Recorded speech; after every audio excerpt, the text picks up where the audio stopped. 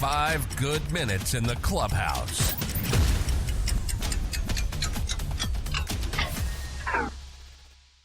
Today's special guest is Mary Cavey, is the president of the Adelaide United football supporter group, the Reds, or the Red. And Red Army. The Red Army, yes, the Red Army. And we're privileged to have her here today, obviously to talk about all things Adelaide United and give us a little bit of insight into what the Red Army is up to. Thank you very much for having me, mate. Thank you, Mary. Firstly, Reds Army, obviously supporters are an important part of every professional sport. Tell us a little bit about the Red Army. Yeah, we like to think so. The Red Army's been around over a decade now. Not quite since the inception of the club, but pretty close.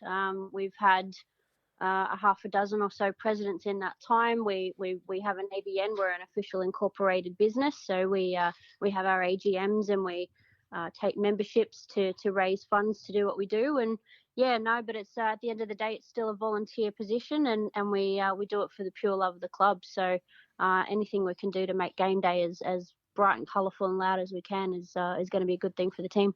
How many members have you got in the Red Army at the moment? Well, new season, we're signing up. We're going mad for sign-ups to try and get that bank balance up, ready to go. But over the years, there's been obviously better running season than others. It's all very much based on how the team goes as well. Sure.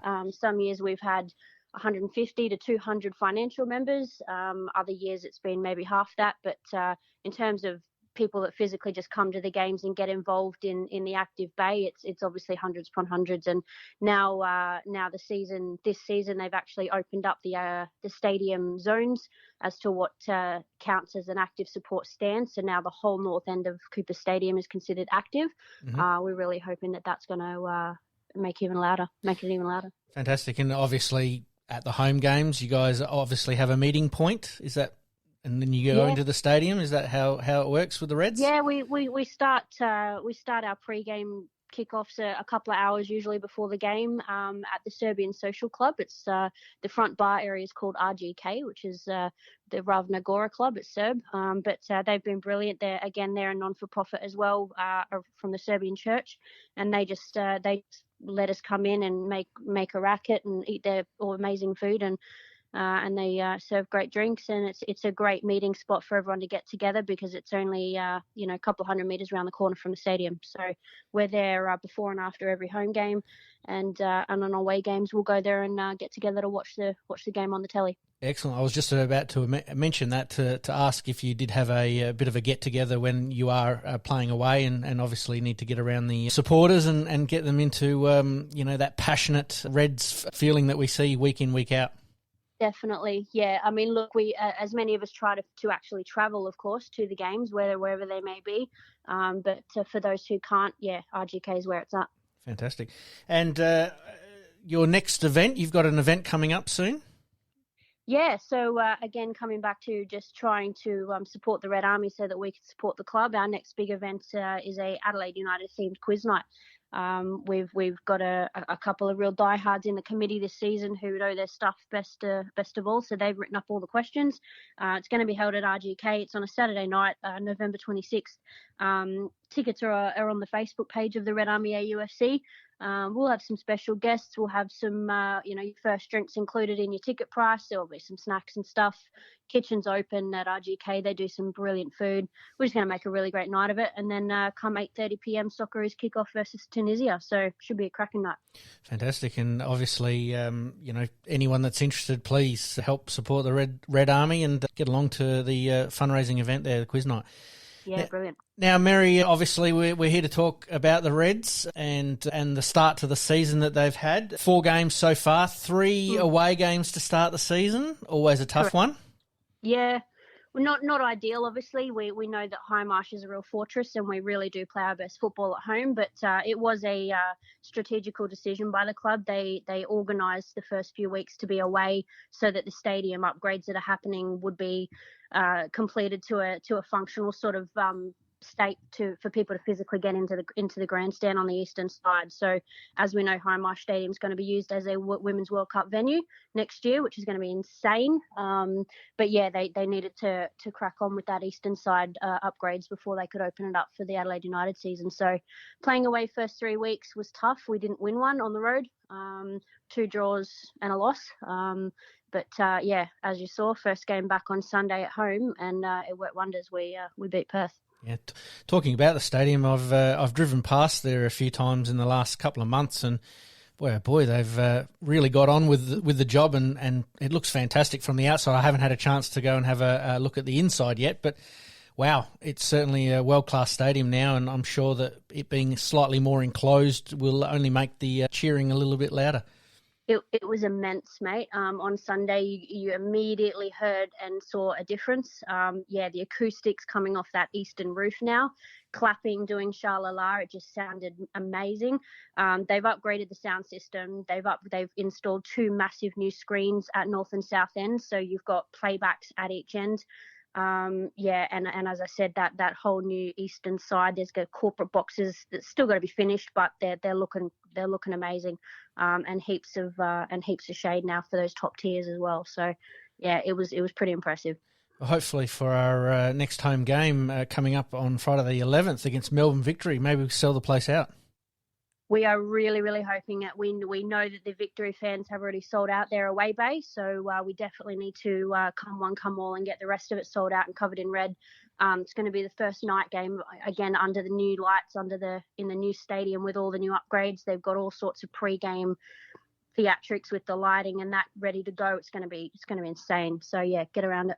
And obviously Adelaide United's coach Cavey, very renowned for obviously South Australian talent, looking at South Australian talent. What can we expect from him for the remainder of the season?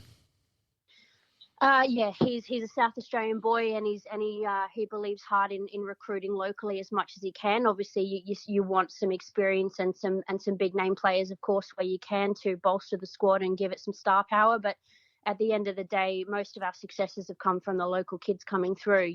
They really get an opportunity at this club, and you look at the likes of Craig Goodwin's, there's kids coming through like Nesta Aaron Kunda. He almost put an assist in on Sunday, just gone with a bicycle kick.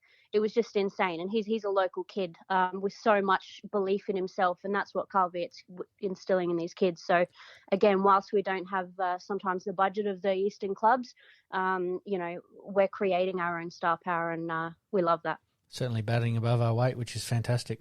For sure. Obviously, you mentioned Craig Goodwin, obviously coming back to the Adelaide United in the last couple of years. Breath of fresh air, obviously. Definitely. We've missed him so much. He obviously tried plied his trade overseas, tried to break those markets, and just didn't work out the way he wanted it to. But then with settling down with his partner and having his little son Ezra, they made the decision that it was best to come back home and be with family, and that's just been an absolute bonus for this club, because he was finally allowed out of his contract to be able to come home. And he's worked hard in the off season. He had a lot of injuries, but we left him out of most of the FFA Cup games in the preseason to get him right. Now the season's kicked off, he's just loving it, and if he doesn't make the Socceroos squad, it'll be a travesty. There'll be a riot, that's for sure. Obviously, in the last couple of games, obviously a couple of draws, a loss, and obviously the win. Some key moments over the last couple of weeks, Mary. Well, like I said, coming out of Sunday, I think it was a really attacking game. Coach Viet said at the start of the year that he was going to be really pushing for an attacking style this year, even more than past seasons, which we love, of course. We want to see goals. So that, the opportunities are there. We're watching the ball be crossed in. We've just got to get the finishing a little bit more consistent. Last week against Sydney in that draw, mate, the biggest talking point was obviously Hiroshi, our Japanese striker. Mm-hmm. Straight red card in the middle there for a slide tackle, which, we've got mates in the Red Army that are referees at local level, and they were like, nah, by the law book, there was no way a straight red card. So yeah, we were hitting the roof a bit. Thankfully, a couple of days later, it was overturned by the football panel, but at that point, it's too late. Like we drew that game 2-2 with Sydney. Who knows what would have happened if we'd had that 11th man on the pitch? He got sent off around, I think, the 40th minute. So, we spent more than half the game with a man down.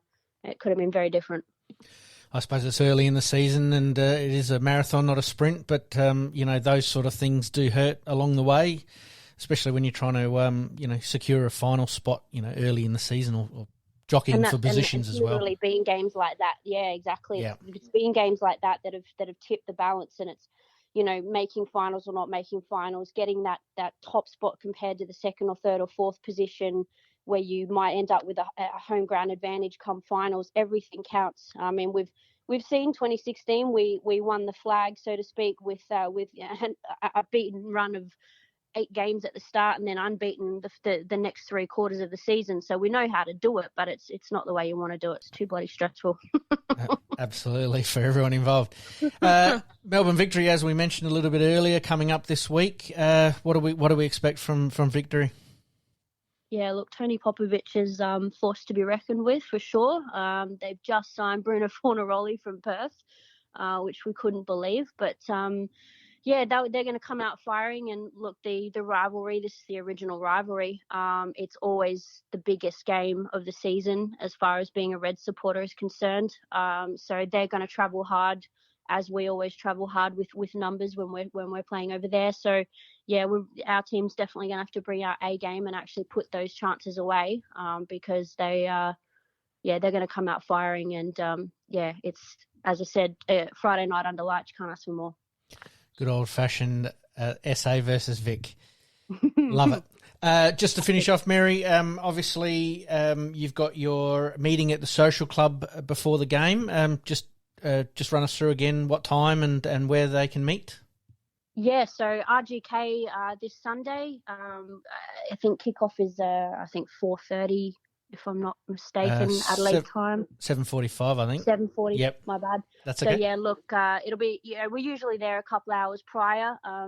RGK on a Sunday, they are still the Serbian church at the end of the day. So in the morning they do their church things, and then they open up to the Reds. So get on down there and help us out and watch the game and make some noise. And it's the best place to be. And like I said, you're going to meet some fellow Red fans. And yeah, so I think we'll start things there from around 4 p.m. I'd say on Sunday.